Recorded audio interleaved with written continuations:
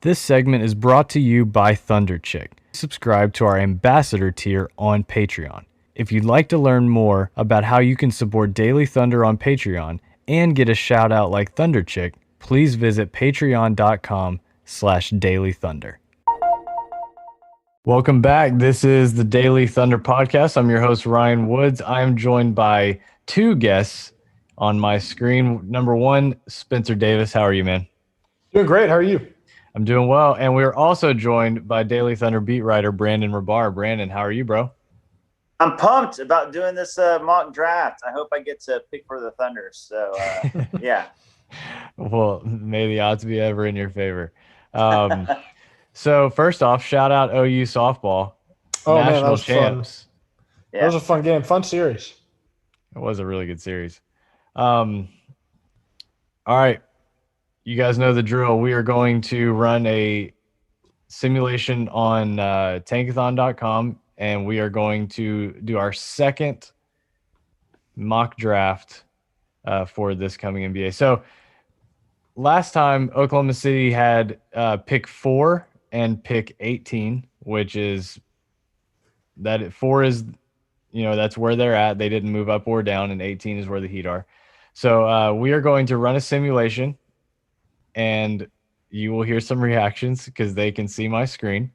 So let's go ahead and hit that, and then we will get into the selections. Here we go. Oh, no. Oh, wow. Wow. Ryan has left his screen. Wow. Ryan got up. Okay, so as you guys can see, even just when it happens, so for those listening that can't see the screen, obviously we got 1 and 5, the very best scenario possible. And even as you guys can see, just running a simulation and that happening gets me very, very excited. Yeah. I'm telling you, this is why we got to be live the night of the lottery, because if this were to happen, it's going to be out of control. So Orlando is second. They move up 1 spot to the 2 spot. Cleveland moves up 2 spots. They moved up to number 1 in our first one. The Kings move up 5 spots to the 4 spot, and Oklahoma City gets the Rockets pick at 5. Crazy. So we are going to so let's go through the rest of the lottery, because we're going to go through picks 1 through 14 here. Detroit has 6. Golden State gets Minnesota's pick at 7. Toronto 8. Orlando's pick from Chicago is at 9. So Orlando's picking 2 and 9. That is very, very good for them. And then New Orleans 10, Hornets 11, Spurs 12, Pacers 13, Warriors 14, Wizards 15. So 10 through 15 stays the same. There was quite a bit of movement in the top 10. So, Brandon, we are going to you for pick 1. Nice. And then we'll go to Spenser, and then to me, and we'll just snake it like that. So you are on the clock with the Oklahoma City Thunder. With the first pick in the 2021 draft, the Oklahoma City Thunder select. I mean, come on, this is a no-brainer. You got to go with Davion Mitchell. No, I'm just kidding. I think he was the best player in March Madness, right? No, obviously you got to go with Cade Cunningham. And, there's a million reasons to pick Cade Cunningham. One, he's the best prospect in this draft. He's a can't-miss star. But also the fact that he's playing at Oklahoma State, so he already has local ties. And I cannot tell you how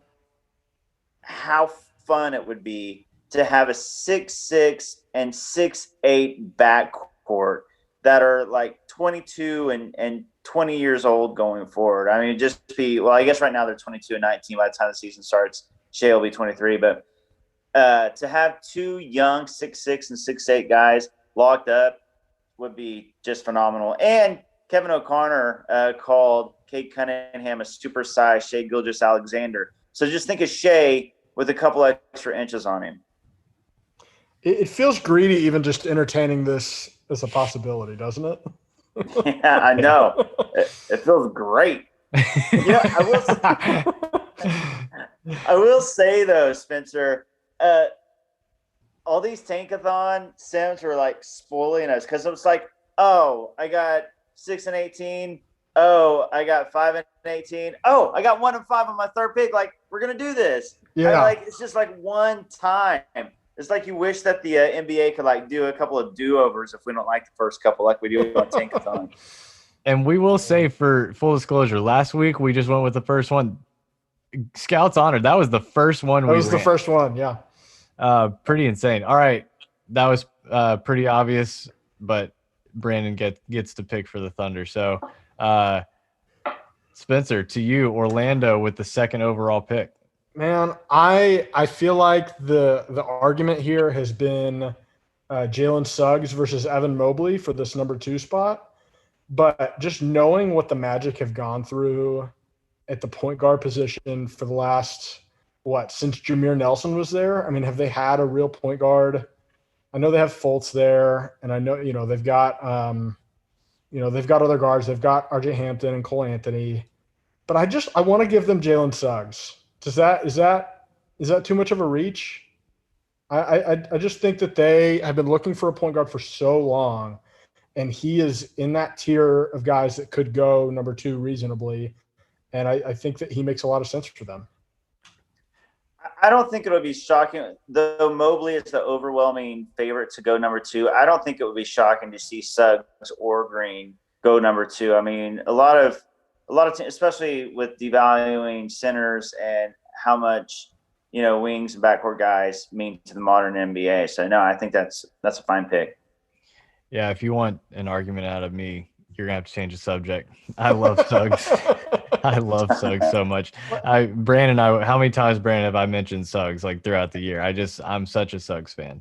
Yeah, dude, we'd be talking about like the Thunder game against the Pacers, and then all of a sudden he'd be talking about Jalen Suggs. I'm like, what does that have to do with anything? Guilty. I think any other team here, I would go with somebody else.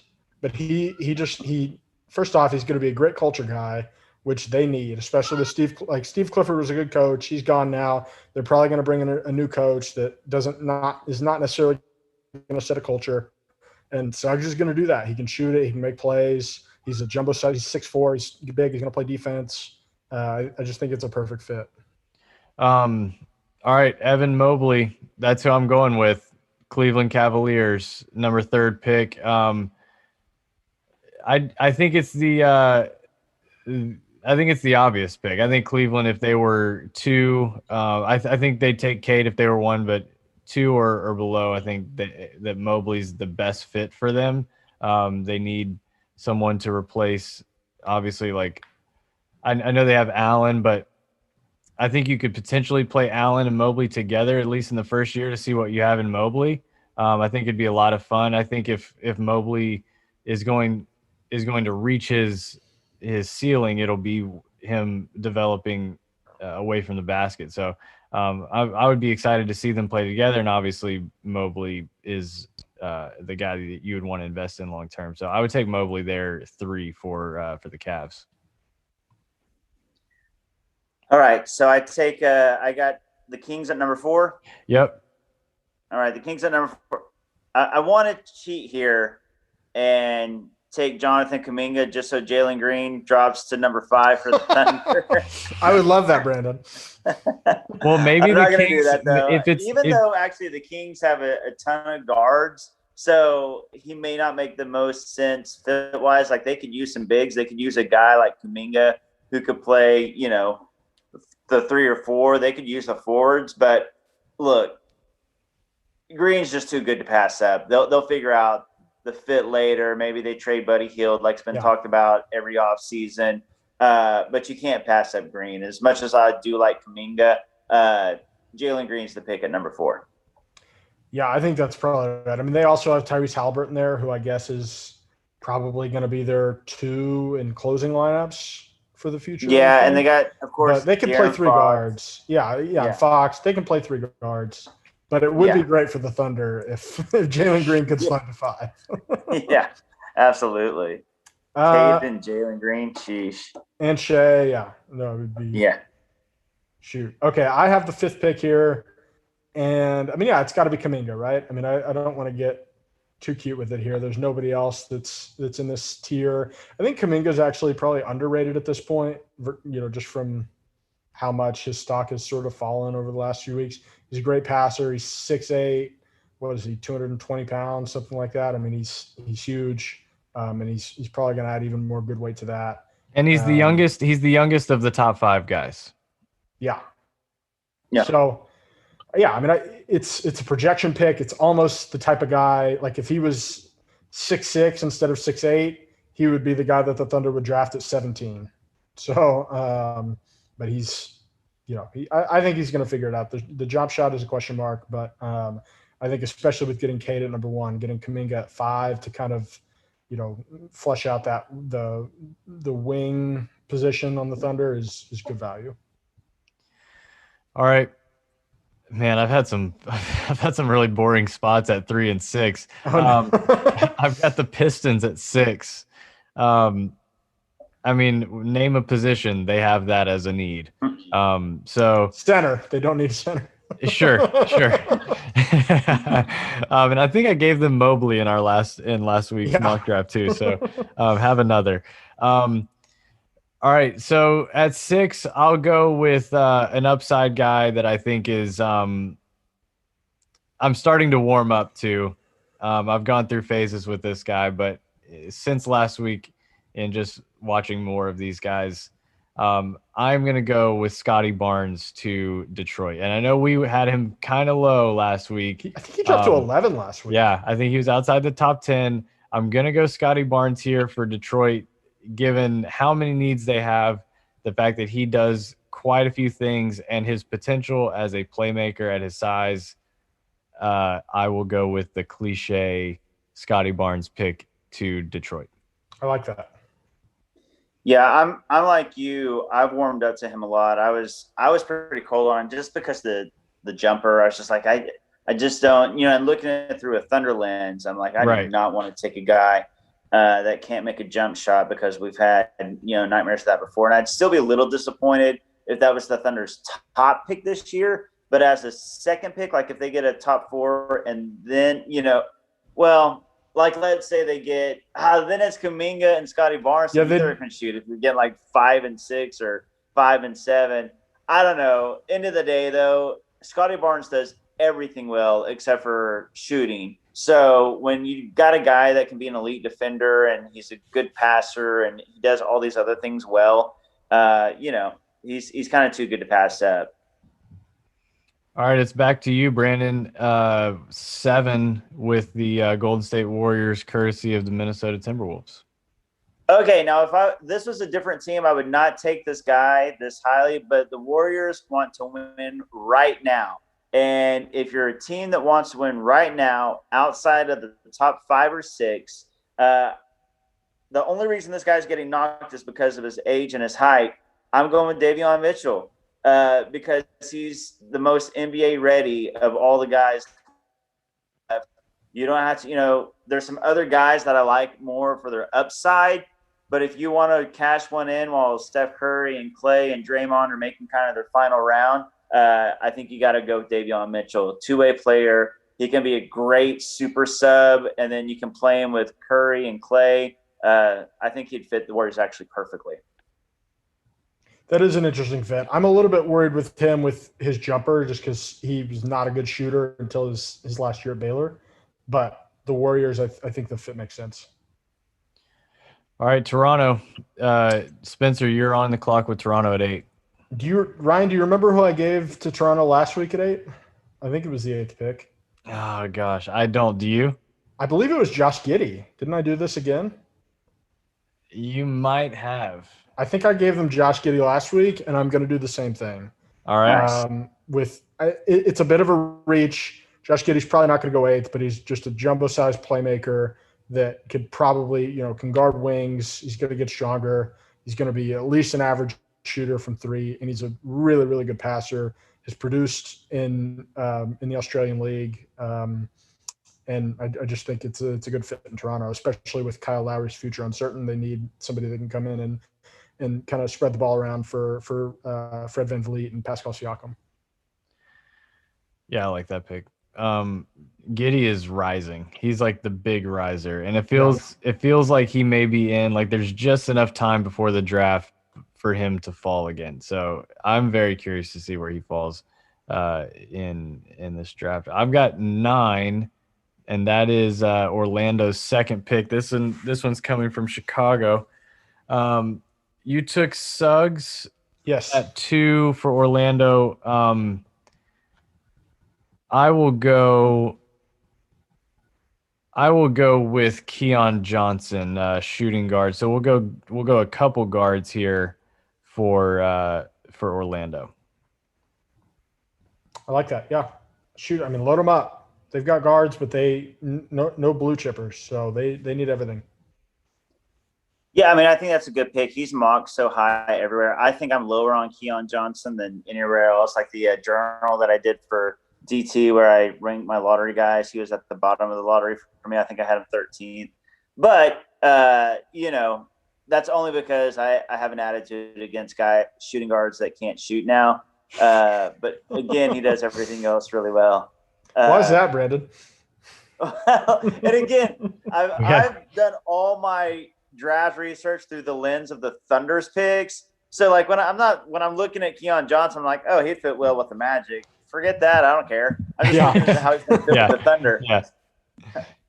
So yeah, those are 2 guys I probably wouldn't choose if Oklahoma City was sitting at 6 and 9 for either of those guys. All right, Brandon, number 10 with New Orleans.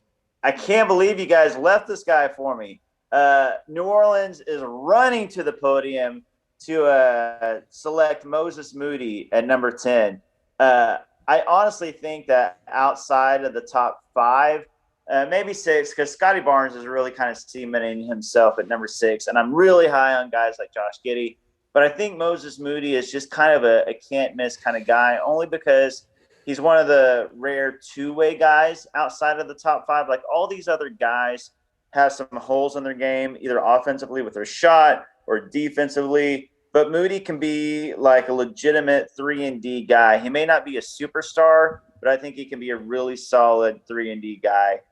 And I'd be really surprised if he's not at least a high-level role player, but he could be a star as well. Yeah, if the Thunder ended up taking Moses Moody at like 7, I think that would be fine. Yep. I agree. I'd be completely fine with that. Yeah, I think he's good enough to be, at least until he proves he's not, he's good enough to be your shooting guard of the future. Yep, absolutely. All right. So I've got 11. I've got the Hornets. I believe I had the Hornets again, another repeat. I wonder what the odds of this are.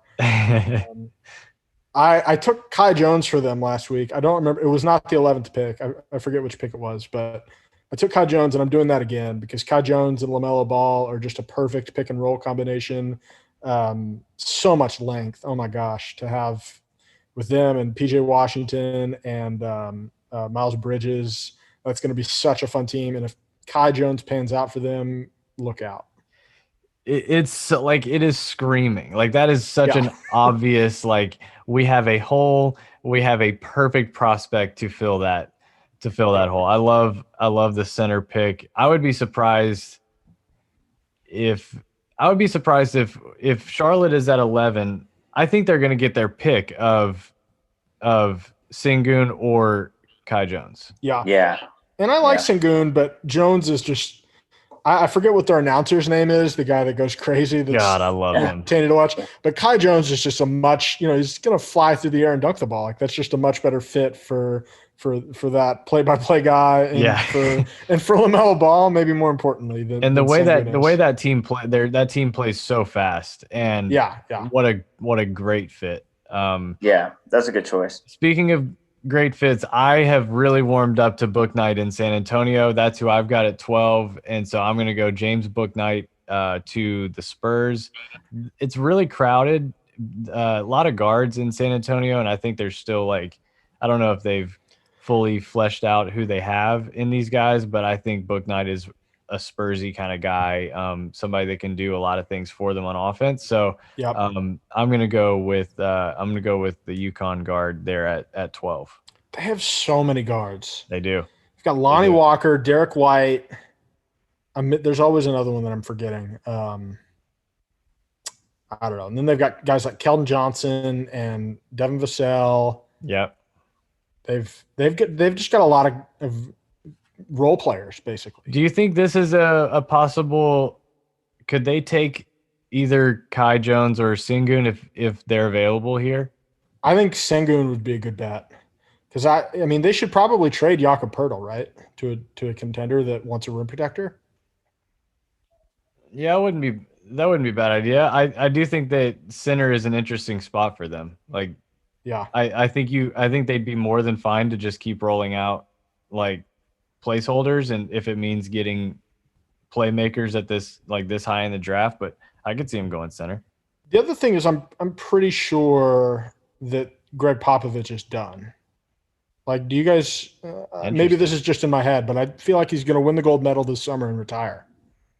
Dude, I thought that Pop was done like each year since Tim Duncan. Like once Tim Duncan retired, I thought he was going to retire. Then every year, and then they'll lose Kawhi and all this. I'm like, oh yeah, Pop's done. Oh yeah, Pop's. I think Pop is going to the end of the world to happen. All will be left will be like cockroaches and Pop coaching the Spurs. It does feel like whenever he does retire, there will be a press release announcing his retirement, and inside the press release will be the replacement. It doesn't feel like they're in for this coaching search, which makes me think it could happen at any time. Yeah, and I think it'll be after the gold medal. He can go out on a high, and it'll be Becky Hammond that's the head coach. It'll absolutely be Becky Hammond. I agree with that. So, yeah, we got to look. I mean, the Spurs are going to be super interesting in August-ish range. Yeah. Because I forget Aldridge isn't there anymore. Yeah, I mean they've got some work to do. All right, Brandon. Yeah, Aldridge retired before Pop. Brandon, you've got the Pacers at 13. With the 13th pick in the 2021 draft, the Indiana Pacers. You've heard of the 3-point guard lineup that the Thunder made famous. How about a three-center lineup of Domantas Sabonis, Miles Turner, and Sengun? No, I'm just kidding. I was going to say they have Goga Batadze as well. It'd be a four-center. Yeah, that's right. That's right. 4-center lineup. You really did you sounded serious. I was like, wow, he's going for it. No, but I will say whoever picks him in this mock draft is getting a steal. But I got to go with this. May be a surprise. I've seen him mocked as low as like the mid-20s, which I think is insane. I've seen him mocked as high as like 7th or 8th. I'm going to give the Pacers Jalen Johnson. Look, I know he quit midway through the season. And so like his commitment, his focus, his love of the game, all those things are a question mark. But when you're picking at 13th, there's nobody with a higher ceiling than Jalen Johnson and his potential talent. And I think he's worth the roll of the dice when you're picking at 13, just because you're not going to get anybody with a higher upside at this point than Jalen Johnson. That's 2 straight weeks. Jalen Johnson, the forgotten man, almost didn't get picked. Well, I ignored him on purpose last week. You did. And he said at pick like 7. He was like, I'm not picking Jalen Johnson. Forget about it. I'm not a Jalen Johnson guy. I don't, but I think that what Brandon said is right. That at 13, that's your best option. The Pacers need to take some swings, right? They could take a Corey Kispert, sure, but I don't hate Jalen Johnson to the Pacers. Is anything like could you watch a Pacers broadcast and distinguish Corey Kispert from Doug McDermott if they were on the same team, same floor at the same time? Like, would that be possible? All I know is if they're on the floor at the same time, whoever's playing them is scoring a lot of points. Yeah. Yes. Oh my gosh. So I've got the Warriors at 14, correct? This is our final pick. Oh my gosh. I don't know what to do here because I want to give them Sengun, but they took James Wiseman. They can't take Sengun. And I want to give them Jaden Springer, but you already I think Ryan, it was you right there. No, it was Brandon took Davion Mitchell. Yeah. So they kind of need a wing-ish piece. Because guys, this is tough. They really. There's I one don't know guy what they're that- gonna do. There's a guy I like here. Is it Wagner? Yeah, me too. Yeah, I like Wagner. Wagner. Yeah. Yeah, that's what I was gonna say. He makes I no mean, sense. Honestly, if you Brandon, if you had taken anybody other than Davion Mitchell, I would give them Chris Duarte here. Oh, I like that. I like him a lot. I think it's either Wagner or Kispert. And Kispert's not going to play defense like they need him to. So yeah, I think you guys are right. I think it's Wagner is the pick here. He's a legit like Moody and Kispert are going to be looked at as like the 3-and-D guys from this draft, and maybe Kispert lesser degree on defense, but I do think he's pretty good. But Wagner's like a legit 3-and-D guy, and he's big. Yeah. I mean, I think I'm a little bit sour on him just because of how the Final Four went. I mean, he was really bad. But I saw like Tony Jones during the NCAA tournament said that he was his number 6 prospect in this draft. And Tony Jones knows what he's talking about. So he shot at like 42% this year. I mean, he's a good shooter. Yeah. I mean, that Michigan team is really good. Very good, well spaced. Juwan Howard's a good coach. But I guess he's going to the Warriors, so it should be a similar situation. So yeah, I think that works. You just did Russell Westbrook a huge favor because Sengun just fell to the Wizards at 15. How can you take Sengun when you have Daniel Gafford? Yeah, right. That's true.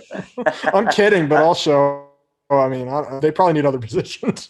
Yeah, they need everything besides Russ and Beal. Yeah. I would love for Kispert to fall to them. I really would. Yeah. I think it would be such a fun fit on that team. Like with Bertans.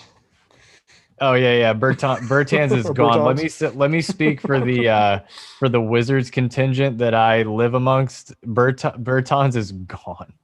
Like, they're not happy with him? I would be shocked if he was back. He signed a 5-year deal last year. I would be shocked if they couldn't find somewhere for him to go. If there were 2 people in that organization they would like to not have back, it's Brooks and Bertans. Well, I got bad news. I think both are coming back. So, I would love to see Kispert, like an older guy, little more experienced, been through it, with Beal and Russ. That would be a lot of fun. Are we sure that Beal and Russ are both on the Wizards next year? No, not at all. No, I'm not. I think they will be. Like if I were betting, I would bet they will be. They want to give it, especially with the way that the second half of the season went, I think. And, they get Thomas Bryant back. And, I'm sure they'll feel like Rui is going to make us leap and all those things. You always talk yourself into things will be better next season when you have a couple stars. Boy, have we done that. Yeah. Yeah. Does Russ have 2 years left on his deal or just 1? 2.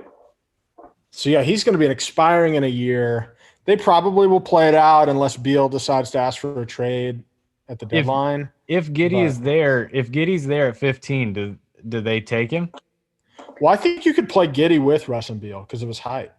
So, yeah, I think that would be fine. I think Giddey's too good to pass up at 15 no matter who's on your team. I think the upside's way too high to pass on him if he falls that far. I'm pumped to see where he could go anywhere. I would not be surprised. Anywhere outside the top 5. If the Thunder don't get 2 top 5 picks, obviously I don't want Giddey because that would mean that the Thunder don't get 2 top 5 picks. But if the Thunder get, say, 5 and 7, I would love to take Giddey at 7. I'm just pretty high on him. Or make a trade to get a third guy. The dream would be 1 and 5. And then somehow find a way to get back in and get Giddey. I'm like you. I think he's going to be really good. Yeah, you flip that Phoenix pick and the second that the Thunder have to get to like 16 or something. Can I interest anyone in getting 1 and 5 and unloading the treasure chest to move up to 2? Yes, absolutely. I wrote about this today. Something similar. So on the lottery sim that I did on Daily Thunder today, the Thunder got picks 2 and 5. And so I talked about, I think I gave them Mobley at 2 and then talked about the possibility of moving up from 5 to 3. I am all about, like, if the Thunder get Mobley or Cade and then 5, trade up to get, if you get Cade, then trade up to get Mobley from 5. If you get Mobley, then trade up to get Suggs or Green from 5, and just do whatever it takes. Because if you've got Shea and then 2 of those top 4 guys, I mean, everything, the rebuild is pretty much, for all intents and purposes, over as far as that go. And then everything else is gravy. Whatever you get after this. But you still have 14. Yeah, you still have 14 first-round picks left over the next 6 years. Exactly. I do want to point out, if this scenario plays out and they get 1 and 5, it is a nightmare scenario for Darius Bazley. I don't think he survives. I don't think he survives draft night if this happens. I think he is someone they would use. Maybe even I think they would be more reluctant to move Maladon at this point. But yeah, I would say Bazley gets moved if this happens. I would say it's Bazley, and it's either Maladon or Ty Jerome. Yeah. I don't think you're bringing Maladon, Ty Jerome, Shea, and either Suggs or Cade. You can't bring all. I'll be honest. Guys. I think that Presti would move anybody outside of Shea and Poku to move up from 5 to 2. And I love Dort, I love Maladon, and all those guys, and obviously Dort's the big name. But I think that if you can get Mobley to pair with Cade and Shea, I mean, you empty the clip and do what you got to do.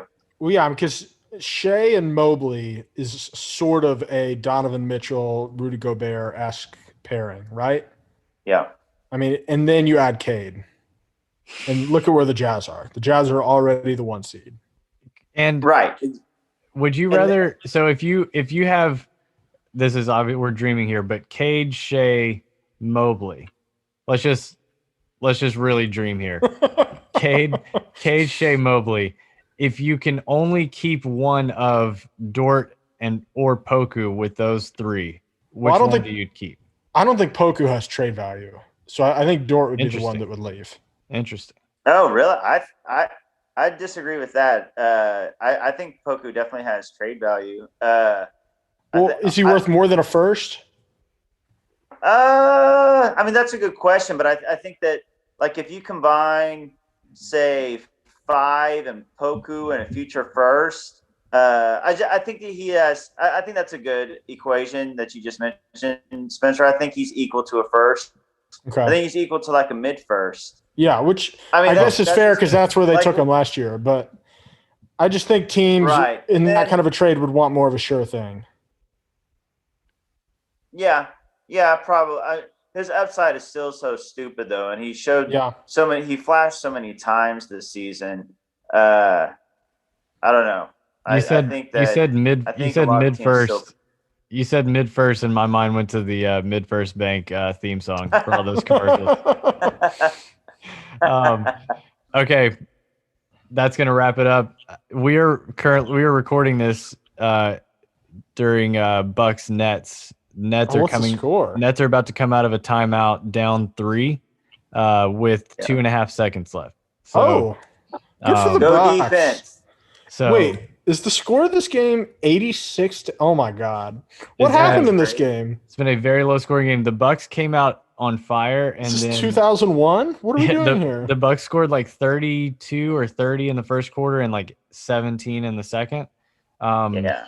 Oof. And they were basically like opposites for Brooklyn. But yeah, it's been a very low scoring game. It's a rough night for Blake Griffin. Oh, KD missed the game winner. 5 points in 30 minutes. It's not what you want from Blake Griffin. Ball game's over. Yeah. Hey, Chris Middleton showed up tonight. Good for him. Yeah, he's getting killed. Brooke Lopez, 3 points. Hit the big bucket. Drew Holiday, 9 points tonight. I mean, I guess he hit the big one, but not. Wow. I just saw the play. I was a little behind. He almost hit that, and he could not have been more covered. It was like a runner going left with 2 guys on him. He hit back rim. How did PJ Tucker score 0 points in 33 minutes? Yeah. What are we doing? Seriously. I don't know how many shots he took, but Bucks fans are waving. That's correct. Bucks fans are waving. They scored 86 points and won by 3. That is hilarious. Dude, I'm pumped for this Clippers game. I'll be Same. so pumped if the Jazz can beat them again. Same. Mhm. All right. If we can get a Clippers Nets doubleheader loss, man, that's a good night. And the Thunder got the 1-5 pick. Yeah. Oh, beautiful. In the That's the official big one. tankathon sim. That's the big win. Yeah. All right. We're signing off to go watch the Clippers lose. Everyone take care. Thanks for listening to the Daily Thunder Podcast. Hey, Hoopheads. We appreciate you listening to this episode of Daily Thunder. Be sure to check out other NBA pods on the Hoopheads Podcast Network, including Cavalier Central, Nuck If You Buck, 305 Culture, Spanning the Spurs, Hashtag Lakers, Motor City Hoops, X's and O's NBA Breakdown, LA Hoops, The Wizards Hoops Analyst, At the Buzzer, and Lakers Fast Break. There are also coaching-focused podcasts, Thrive with Trevor Huffman, Beyond the Ball, the CoachesMaze.com podcast, Players Court, Bleachers and Boards, The Green Light, and Courtside Culture. Oh, and don't forget the network's flagship, the Hoopheads podcast, hosted by Mike Klinzing and Jason Sunkel, and featuring the best minds in the game, from its grassroots to the NBA.